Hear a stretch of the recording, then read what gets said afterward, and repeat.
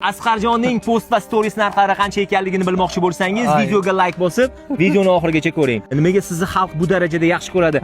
Hattoki iflos otani rolini o'ynasangiz ham.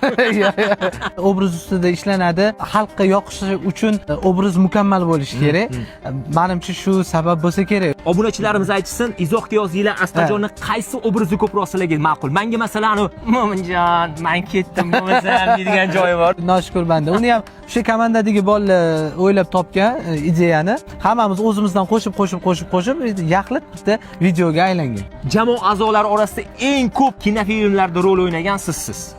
Nega aynan Instagramni ko'proq gullatyapsiz hozir? Hozir o'zimizni ijodimizni namoyon qilgani mana shu Instagram bo'lib qoldi-da hozir. Filmlar pauzada. Tarixiy rollarni o'ynash niyatingiz bor? Albatta, u aktyor uchun eng kerakligi va birinchi o'rinda turadigan narsalardan bittasi. Parkda nima qilib yuribsiz? Parkda syomkaga keldik. Reklamaganmi? Reklamaga. Endi mana ochiqlaylik. Post va stories narxingiz qancha? Post bugungi kunda agar shaxsan o'zimdan oladigan bo'lsa 3000. Faqat Asqarni profili uchun. Ha, storiesni 1000 deymiz. Siz Asqarning har bir kontentini erinmay kuzatib boradigan bo'lsangiz, videoga like bosib, bu videoni Asqarning barcha muxlislariga yuborib qo'ying.